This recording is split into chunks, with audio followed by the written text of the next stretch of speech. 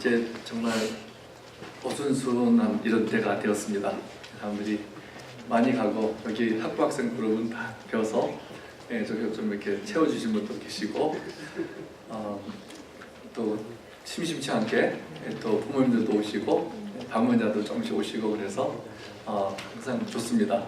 여름에도 너무 다 없어지면 좀 허전한데 이렇게 저렇게 항상 방문자들이 있고 그래서 좋습니다. 오늘은 어머니 날입니다. 어머니 날이고 미국에서는 마더스데이 따로 이렇게 모이고 그 아마 이유가 어쩌면 비즈니스 때문에 하는 건지 모르겠지만 한국에서는 어버이날로 이렇게 지킵니다. 오늘은 말씀 생명이 길고 복을 누리리라. 우리 긴 생명 또 복을 누리는 삶 어떻게 사는지 여기 하나님의 말씀에서 우리 비결을 말씀해주고 있습니다. 신명기 5장 16절 이것은 십계명이 10개 중에서 5번째죠. 너는 내 하나님 여호와께서 명령한 대로 내 부모를 공경하라. 그러면 내 하나님 여호와가 내게 준 땅에서 내 생명이 길고 복을 누리리라. 그렇습니다.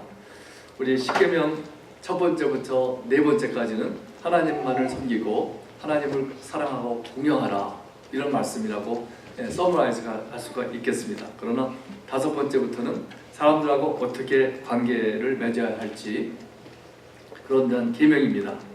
2주 전에는 제가 그 창세기 2장을 보면서 우리 예수님께서 그 물어봤던 그 이혼에 대해서 물어봤던 바리새인들에게 본래는 하나님께서 인간으로 하여금 한 남자와 한 여자가 하나가 되어서 살게 하셨다고 디자인하셨다고 이렇게 말씀하셨습니다. 예외는 주로 종종 있지만은 대부분의 사람들은 모두가 다 한 남자와 한 여자가 살게 되는데 부모를 떠나서 남자가 여자와 하나가 되어서 한 몸이 되어서 살게 되었다고 말씀하셨습니다. 그런데 요새는 또 결혼이 늦어지는 경우가 많고 결혼을 방해하는 그런 또 세력들이 많이 있습니다. 그러나 하나님께서는 그렇게 만들게 하셨습니다. 원래 그 디자인 설계하신 하나님께서 우리 이지만 선교사님 오셔가지고 여러 번 하신 말이 하나님께서 이렇게 디자인하셨다 그랬잖아요. 그것은 참 의미 있는 것이라고 생각합니다. 하나님께서 원래 이렇게 만드셨다. 본래라는 것이 예수님께서 말씀하신 본래라는 그 말씀이 의미가 많습니다. 우리는 하나님께서 본래 말씀하신 대로 계획하신 대로 사는 것이 옳습니다. 우리가 살고 있는 사회에서 가장 기본적인 유닛은 바로 패밀리입니다. 가정. CBN TV 방송국을 시작하신 그 팻 로버츠 목사님 말하기를 가장 기본적인 패밀리가 무너지면 동네가 무너지고 도시가 무너지고 온 나라가 무너진다 그랬습니다. 또 미국의 몇 년 전에 Secretary of Education이었던 한참 전이지만 아버지 부시 때 윌리엄 베넷이라는 분은 말하기를 그분이 그 Department of Health, Education and Welfare에서 그 Secretary 일을 맡아서 했는데 그걸 맡아서 하면서 뭐라 했냐면은 전통적인 가정은 바로 첫 번째 Department of Health, Education, Welfare이라고 했습니다. 전통적인 가정이 그만큼 가정이 기본이 된다 하는 것이죠. 그래서 가정들이 흔들리면 튼튼하면 사회가 튼튼하게 되고 가정들이 약해지면 사회가 약해집니다. 닥터 로렌스 윌슨이라고 하는 분은 말하기를 미국에서 또 유럽에서 특별히 최근 100년 정도 동안 한 남자와 한 여자의 가정이 계속해서 공격을 받고 있다 그랬습니다. 가정을 향한 공격은 가정 밖에서 여러 가지가 있지만 몇 가지 말하는 것을 제가 보면은 부부가 둘 다 일하는 것에부터 학교에서 부모의 권한들을 뺏어가는 것, 정부에서도 부모의 역할에 간섭이 심해지면서 온다 그랬습니다. 예를 들면 저는 옛날에 법원에서 통역하면서 여러 부모들을 봤어요. 그 부모들이 한국에서 와가지고 이제 힘들고 그럴 때 애들을 막 때리는데 그러면 때리면 자국이 나면은 학교에 가면은 이제 선생님 보고서는 그 애를 소셜 서비스에서 데려가요. 그럼 3개월 동안 데려가더라고요. 그 때릴 때도 잘 때려야 되잖아요. 자국이 안 나도록 잘 때리고 이제 고통을 줘야 됩니다.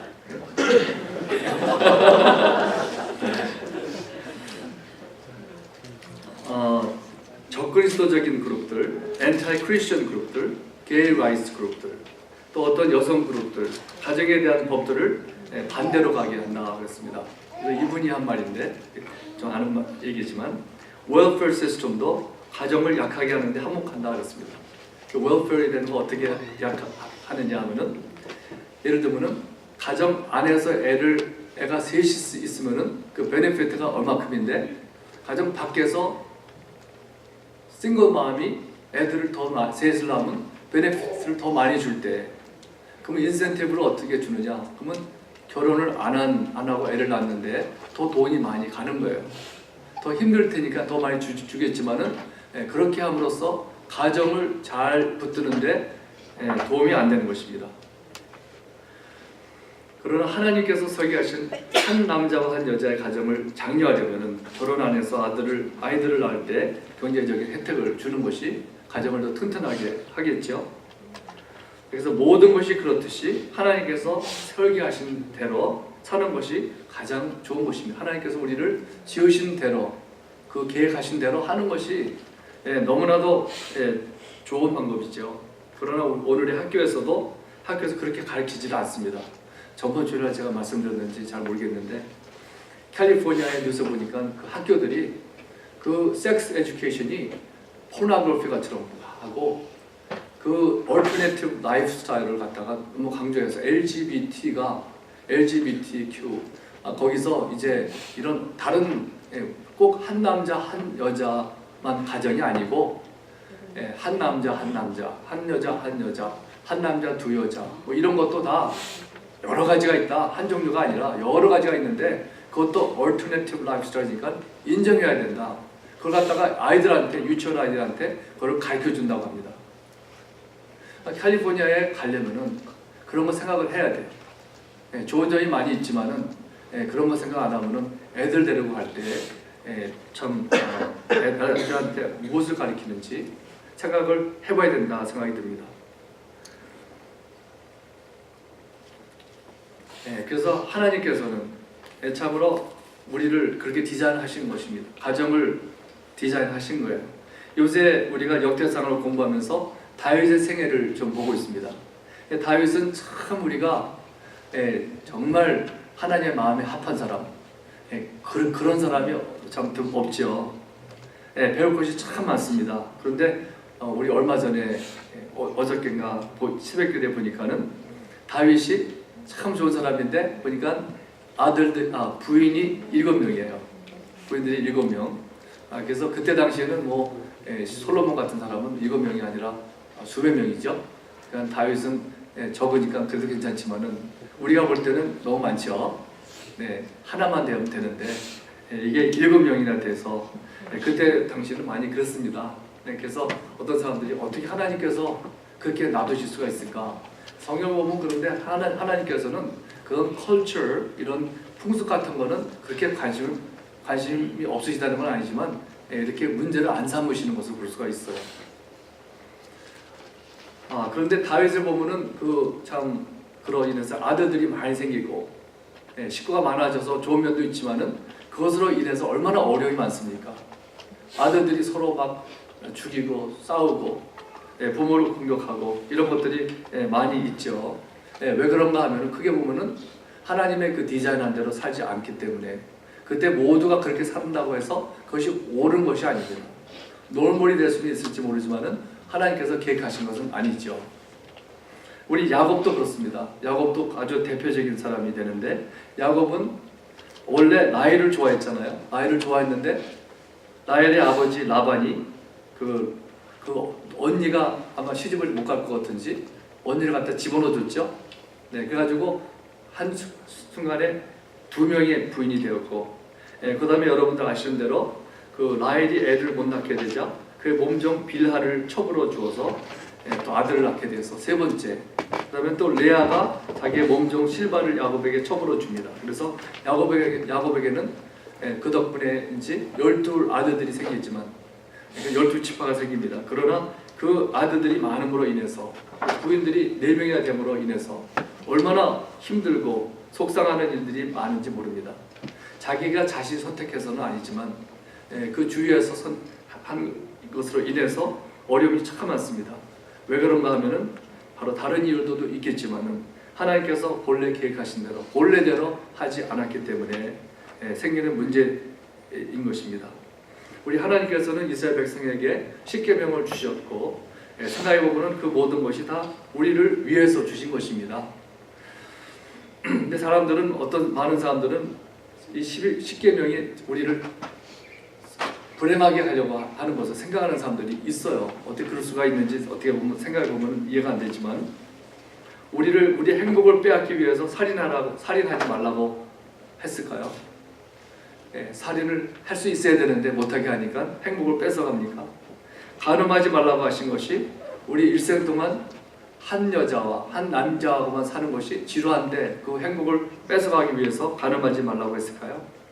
도둑질하지 말라고 하신 것이 우리로 하여금 남의 것을 빼앗지 못하게 해서 가난하게 살게끔 하신 것일까요? 어떤 애들은 우리 십계명을 지키면은 내가 손해보는 것처럼 또 십계명을 지킴으로 하나님께 뭘 해드리는 것처럼 착각하는 사람들도 있습니다. 그게 뭐 이상한 사람들만 그런 것이 아니라 저도 하나님의 말씀을 이렇게 읽는 것이 옛날에 어렸을 때는 읽으면 뭐죠? 하나님께 뭐 해드리는 걸로 착각했어요.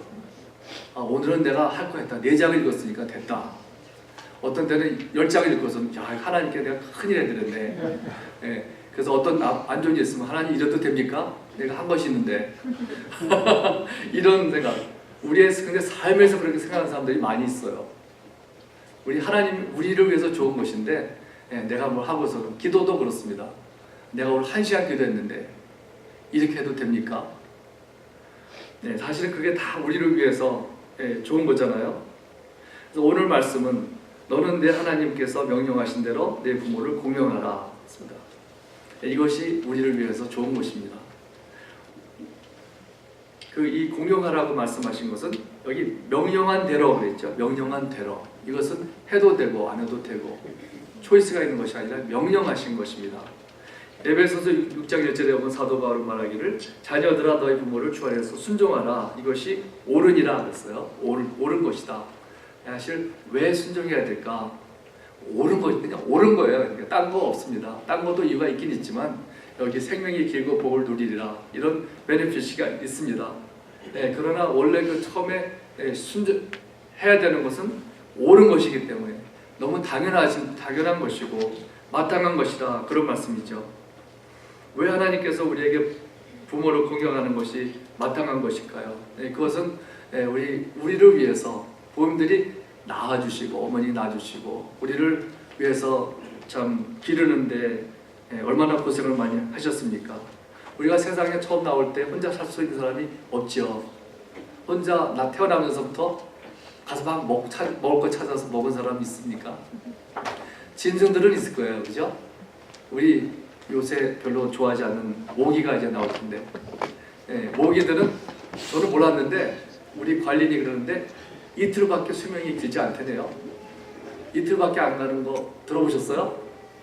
저는 오래 살지 않았어요. 저렇게 이틀밖에 안 사는 것들이 어떻게 저렇게 머리가 좋을까? 그런 생각했는데 이틀은 아니더라고 보니까 찾아보니까 한 일주일 정도 사는 것 같아요. 일주일 정도 사는데 그래서 집에 만약에 방 안에 모기가 들어오면 참 힘들죠. 잠자기가 어렵습니다. 그런데 다행인 것은 일주일 이상은 안 가니까 다행이죠. 일주일만 고생하면 돼요. 저도 모기 한 마리만 들어오면 그냥 잠을 못 자겠어요. 잡기도 힘들고 어떻게 머리가 좋은지 어디에 숨어 있는지 참 그 며칠밖에 못 사는 것들이 어떻게 머리가 좋은지 참 이해가 안 됩니다만 우리 사람들은 그렇지 않잖아요. 사람들은 혼자 살려면은 1살 돼도 못 살죠. 몇 년 돼야 될까요? 한 10살은 돼야 되지 않을까? 그때까지 10살도 아니고 부모님들이 보여주지 않으면 우리가 살아남을 수가 없는데 우리가 그런 부모님들을 어떻게 돼야 되겠습니까? 공경해야 된다는 것은 너무 당연한 것입니다. 우리 부모님들이 이제 여러분들 부모님들 주로 많으시지만은 이제 부모가 돼가지고 나이가 들면은 이제 약해져서 자식들 돌봄이 필요한 거죠. 그래서 참 애가 태어나면은 처음에 못 걷잖아요. 1년 동안은. 근데 나이가 많은 노인들도 나중에 못 걸어요. 휠체어이 필요하고 처음에 나오면 기저귀 차죠. 노인들도 오래된 나이가 많은 기저귀 차더라고요. 그러니까 온 대로 또 가는 것 그런 것 아닌가 생각이 듭니다. 하나님께서는 공경하라고 하시고 그 공경하라는 말은 그 의미가 뭐냐면 무게 있게 대하라 그런 뜻입니다. 원래 히브리 말이 무게 있게. 욥기 6장 3절에 보면은 욥은 말하기를 자기의 괴로움을 그 저울에 달아본다면 바다의 모래보다 무거운 것이다 그랬어요. 그게 무겁다 하는 말이에요. 그 공경한다는 것은. 그래서 부모를 공경하라, 무겁게 대하라.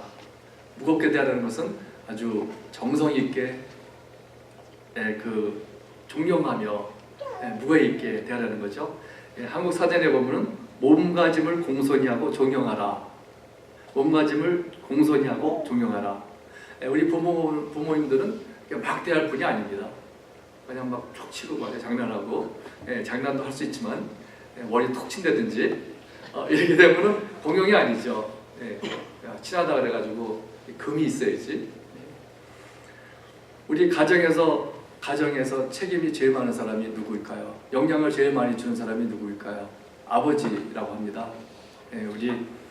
저는 옛날에 당연히 엄마라고 생각했어요. 엄마가 우리를 끼고 사시기 때문에 젖먹이고 때리고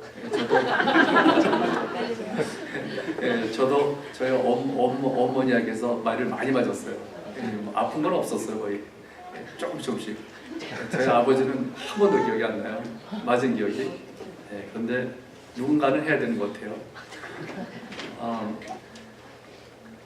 근데 말씀드렸던 것은 우리 가정에서 가장 중요한 사람, 영향을 제일 많이 주는 사람이 아버지고 또 그렇기 때문에 책임이 많은 사람은 아버지입니다. 그래서 우리 저번에 성경 공부 때 아버지들한테 얘기하니까 좀 이렇게 부담을 많이 느끼시는 분들이 있더라고요. 아버지가 책임이 제일 많다고. 그런데 사실입니다. 우리 아버지는 가정에서 제사장이고 책임이 제일 많은 건 사실입니다. 아버지가 예수님을 잘 믿으면 애들도 따라 믿고 아버지가 잘 안 믿으면 안 믿는 것 통계적으로 이렇게 나와 있습니다. 그렇기 때문에 아버지들이 책임이 제일 많습니다. 아버지가 이렇게 중요한데 아버지의 역할을 아버지가 없던 가정들이 얼마나 많습니까?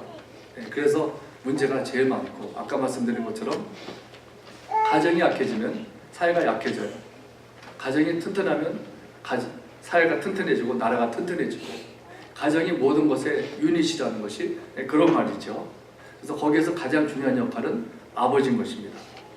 아버지에 대해서 이런 얘기가 있습니다. 아버지란 기분이 좋을 때 헛기침을 하고 겁이 날 때 너털 웃음을 웃는 사람이다. 아버지란 자기가 기대한 만큼 아들, 딸의 학교 성적이 좋지 않을 때 겉으로는 괜찮아하지만 속으로는 몹시 화가 나는 사람이다. 아버지란 울 장소가 없기에 슬픈 사람이다. 아버지가 아침 식탁에서 성급하게 일어나서 나가는 장소는 즐거운 일만 기다리고 있는 것이 아니다.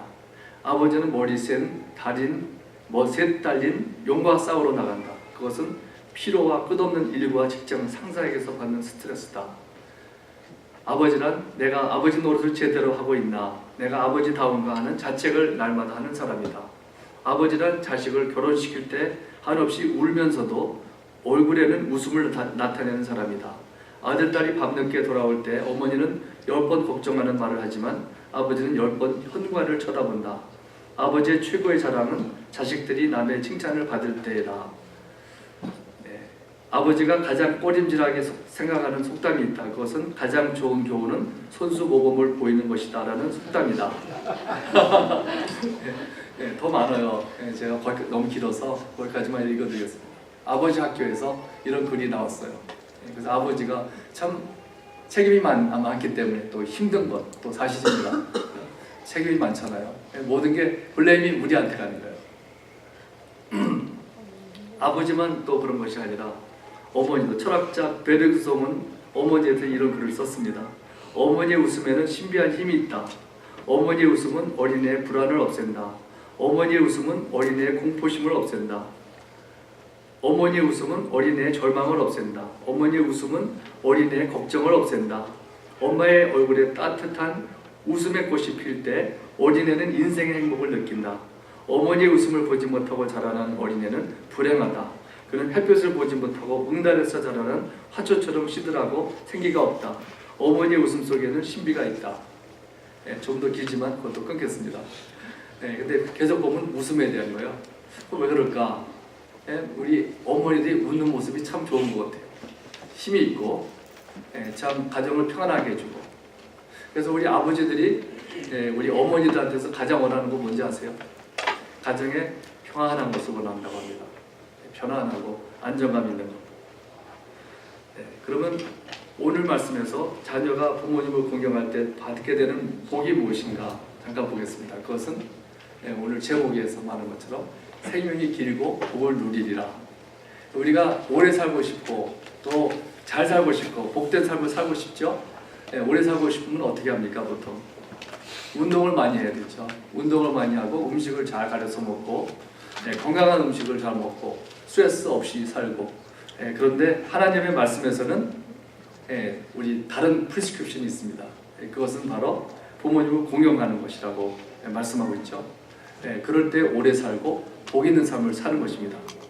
성경에서도 그런 사람들을 볼 수가 있죠. 아브라함의 자식, 아들 이삭이 참 보면은 많은 사람들 중에서 평탄하게 참 산 사람인 것 같아요. 행복하게 물질도 풍부하고 아주 그런 사람인데 보면은 아버지에게 참 순종하는 아들이었어요.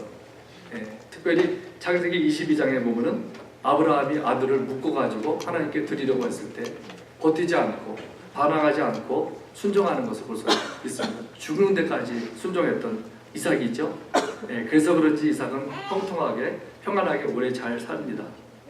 우리 시부모님도 부모님들입니다. 같은 부모님들, 우리 처가집도 마찬가지고 시부모를 잘 공경한 사람이 또 있습니다. 룻입니다. 룻은 결혼해서 살다가 남편이 죽었을 때 그 어머니를 그 나오미를 끝까지 버리지 않고 그를 공경했습니다. 그랬을 때 어떻게 됐습니까? 하나님께서 축복하셔서 보아스를 만나게 되고 결혼하여서 잘 살았을 뿐만 아니라 그 자손에서 메시아가 나오는 놀라운 축복을 받은 여자가 바로 룻입니다. 또 우리만 복을 받아서 되는 게 아니죠. 우리 사랑하는 자녀들, 우리 자녀들이 잘 되기를 우리가 얼마나 원합니까? 그들이 오래 살고 또 그들이 복을 받기를 원하죠. 하나님의 말씀에서는 그들이 오래 살고 복이 받으려고 한다면은 바로 부모를 공경할 줄 알아야 된다는 것입니다. 그러므로 우리 부모님들은 우리 자녀들을 부모를 공경하는 것을 가르쳐줘야 돼요. 가르쳐주는 것. 가르쳐주는 건 말로만 해서 되는 건 아니죠. 먼저 우리가 본을 보여야 되는 것 있습니다. 어쨌든 간에 가르쳐야 됩니다. 근데 너 나를 공경하라. 이렇게 해가지고 잘 안 되겠죠? 우리가 지식 중에서 우리 애들한테 지식을 줘야 되는데 잠언서 1장 7절에 보면은 여호와를 경외하는 것이 지식의 근본이거늘 미련한 자는 지혜와 훈계를 멸시하느니라 그랬어요. 여호와를 경외하는 것이 지식의 근본이라 했습니다. 우리가 하나님을 경외하는 것이 지식의 근본이거늘. 우리가 하나님을 경외하려면 사실은 우리 위에 있는 부모님을 공경하지 못하면 어떻게 하나님만을 공경할 수가 있겠습니까? 그래서 우리 하나님과의 관계에서도 가장 기본이 바로 하나님을 공경하는 것이고 존경하는 것입니다. 무겁게 여기는 것이죠. 그와 같이 하나님께서는 부모들에게 그들의 자녀들 위해 권위자가 되는 권세를 주셨고 또 자녀들에게는 부모를 순종하라고 말씀하고 있습니다. 그러므로 아이들이 부모를 우습게 여기면 안 됩니다. 가볍게 여기면 그건 공경이 아니죠. 그래서 우리는 어떤 부모들은 보면은 자녀들을 너무 사랑해서 아이들을 그냥 원하는 대로 다 하게 하는 그런 실수를 저지르는 경우가 많습니다. 그냥 좋은 대로 필요한 거 다 주고 돈을 많이 벌어가지고 내가 못한 것을 물질로 채워주려고 하는 경우도 있고, 그 다음 요새 졸업 시즌인데 막 졸업 공부 잘하면 스트레이트 A 맞으면은 또 BMW 사주는 부모도 있습니다. 대단하죠. 돈이 많이 있어야지 그거 할 수 있겠지만, 참 그런 부모님도 있는데, 그것이 잘하는 것이냐? 세상에서는 잘하는 것처럼 보일지 모르지만 그게 사랑하는 것이 아닙니다. 잘 스포일 시키면은 부모님을 무겁게 여기게 되지 않습니다. 그래서 말을 안 들을 때는 바로 우리는 아이들을 위해서 디스플린하는 것이 하나님께서 하시라고 하시는 말씀입니다. 바로 그것이 사랑입니다. 디스플린이 필요할 때는 하는 것이 사랑하는 것입니다. 히브리서 12장 6절에 보면은 주께서 그 사랑하시는 자를 징계하시고 그가 받아들이시는 아들마다 채찍질 하심이라. 우리 하나님께서도 우리를 잘못된 길로 갈 때, 하나님께서 멀어질 때 징계를 하시거든요. 징계를 하시는 것은 우리를 사랑하시기 때문에 징계하시는 거예요. 징계를 사랑하지 아니하시면은 징계를 안 하신다고 했어요.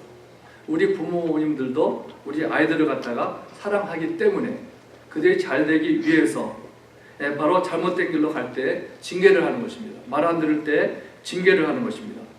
이 아이가 잘못된 길로 막 삐뚤어져서 가는데도 그래 괜찮아. 얘 자신감을 줘야 돼. 이렇게 가지고 놔둔다면은 그것은 사랑이 아니고 잘못된 길로 가게 하는 것입니다. 하나님의 복을 못 받게 하는 것이죠. 그래서 우리는 자식이 버릇이 나쁘든지 반항을 하든지 고의적으로 말을 안 듣든지 할 때는 우리는 그 아이를 징계하는 것이 부모의 사랑인 것입니다. 징계한다는 것은 나를 위해서 하는 것이 아니죠. 물론 생각해보면 나를 공경하는 건 좋죠. 어떻게 보면 나를 위해서 하는 것으로 보일지 모르지만 첫째는 그 아이를 위해서 하는 것입니다. 잠언서 13장 24절에 보면 매를 아끼는 자는 그의 자식을 미워함이라 자식을 사랑하는 자는 근실히 징계하느니라 그랬어요. 우리 징계를 할 때는 어떻게 해야 될까요? 이것은 또 큰 서브젝트가 되겠지만은 우리는 징계는 컨시스텐트하게 해야 된다고 합니다. 컨시스텐트하게 일관되게 해야 합니다. 어떤 때는 때리고 어떤 때는 놔두고 이렇게 가지고는 일관되게 하는 것이 아니죠. 또 아이에게 너 그렇게 하면 이런 벌칙을 받을 거야. 그러고 나서는 잊어버리고 말아요. 그러면 그게 어떻게 되겠습니까? 신뢰를 잃어버리는 것입니다. 또 징계를 할 때는 그 한 나이에 맞게 징계를 해야 됩니다. 한 2살밖에 안 된 애가 컵을 갖고 물을 갖고 내가 넘어졌어요. 야 이놈이 하면서 뭘 때린다면은 그거는 나이에 맞게 하는 것이 아니죠. 또 스티브 콜이라는 목사님 이런 말했습니다. 자녀와 같이 놀고 책을 읽어주고 그와 대화도 하고 말로나 육체적으로나 애정을 보여주지 않는 부모는 아이들의 버릇을 고쳐줄 자격이 없는 부모다 그랬어요. 그러므로 징계는 필요하지만은 징계를 할 때도 지혜 있게 해야 되죠. 사랑으로 물론 해야 되고 항상 그 사랑을 하는 나는 우리 부모님은 우리 아버지는 나를 사랑한다. 공부 잘할 때만 아니라 무조건 나를 사랑해. 내가 잘못을 해도 사랑하시는 아버지라고 하는 것을 어머니라고 하는 것을 아는 가운데 매를 할 때 또 징계를 할 때 그것이 옳은 징계가 되는 것입니다. 그래서 우리 또 우리 부모 된 우리들이 우리 자녀들을 어떻게 생각할 것인가. 시편 127편 3절에 보면은 이렇게 말씀했습니다. 보라 자식들은 여호와의 기업이요 태의 열매는 그의 상급이로다.